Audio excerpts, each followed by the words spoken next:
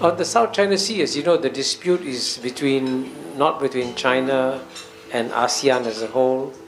It's between China and the four ASEAN states: Vietnam, Philippines, Brunei and Malaysia. But of course, at the same time, there's also no doubt that the South China Sea issue will become a factor in the US-China contest, because in any geopolitical contest, if the other side has a problem, you try to you take advantage of it.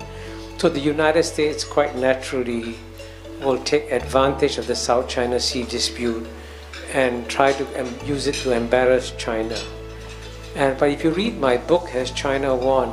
I begin one chapter by describing a conversation I had with a former American ambassador to China.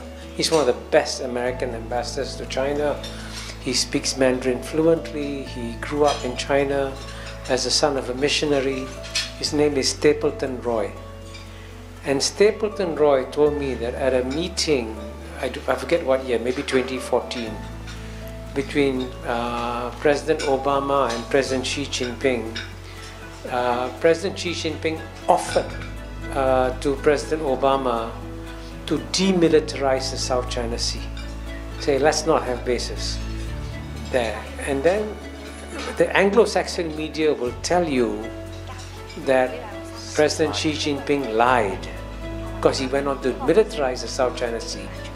But what Stapleton Roy told me, this is an American ambassador told me, is that the United States, instead of accepting the offer, rejected the offer. And that's why the militarization began. So you can see, therefore, on the South China Sea, you have one narrative in the Anglo-Saxon media, but they don't report what an American ambassador told me. So the issue of South China Sea is complicated, but I don't think that there will be war between any of the sides. And in any case,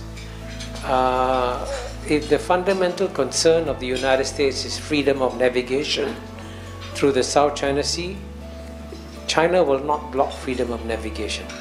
China today, because it is the world's #1 trading power, has a greater vested interest in freedom of navigation than the United States. Because more trade goes to China than goes to the United States. So in that sense, there is no fundamental clash of interests on the issue of freedom of navigation through the South China Sea. They both can work with each other.